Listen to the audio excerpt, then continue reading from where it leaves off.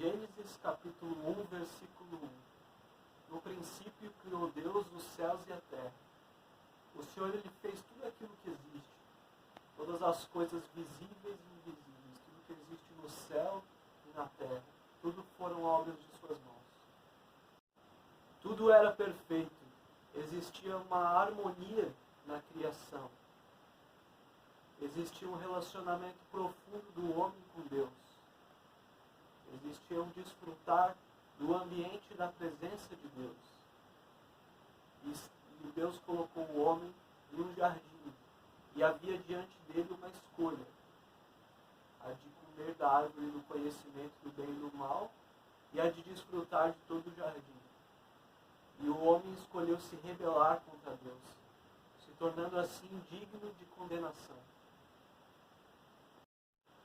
E com isso entrou o pecado no mundo. E com o pecado entrou a morte.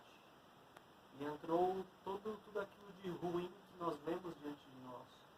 Toda desarmonia na criação, toda desarmonia cósmica. Com isso entrou o sofrimento, a dor e todas as consequências que vieram em relação à entrada no pecado do mundo. Mas a pior de todas é a separação do homem entre Deus, com Deus. O pior de tudo é o abismo que foi criado entre o homem e Deus. O pior de tudo foi a quebra de relacionamento que houve entre o homem e Deus.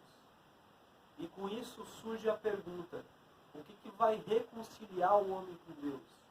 E o que vai trazer ordem para toda essa criação em caos? A resposta é Cristo.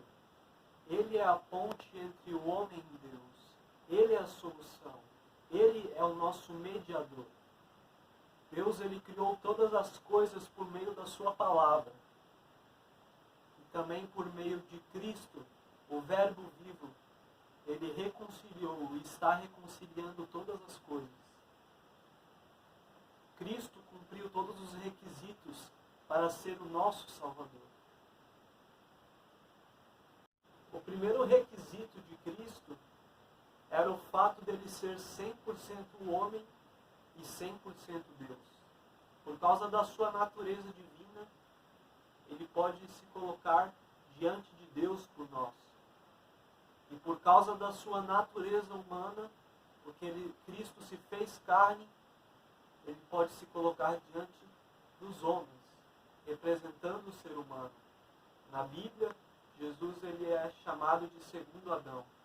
O primeiro Adão representa a humanidade caída. O segundo Adão representa a humanidade redimida, Jesus Cristo. Jesus precisava ser homem, porque ele precisava sofrer em nosso lugar como nós merecíamos. O segundo requisito é que Cristo era sem pecado. Porque se Cristo tivesse pecado, Cristo precisaria de um Salvador, assim como nós precisamos. Assim, Jesus morreu em nosso lugar, como nós merecíamos, cumprindo todos os requisitos. Por amor a nós, Ele se entregou. E assim como Jesus mesmo disse, todo aquele que a si mesmo se humilhar, ele será exaltado. E Cristo se humilhou, deixou o seu trono, se fazendo homem, e morrendo por nós a morte de cruz. E pelo fato de Cristo ter se humilhado, isso deu legalidade para que o Pai o exaltasse. E o Pai o exaltou acima de todo nome, de todo rei, de todo principado, de toda potestade. O Senhor Jesus foi exaltado. E esse mesmo rei que está sentado à destra de Deus, ele voltará. Voltará para governar sobre as nações, sobre todo rei, sobre todo príncipe, sobre todo presidente. Jesus Cristo voltará e reconciliará plenamente o homem com Deus. reconciliará plenamente a sua criação com Deus, consumando assim o plano de redenção. Jesus morreu, ressuscitou e voltará para cumprir tudo aquilo que ele prometeu. E você, como se posicionará diante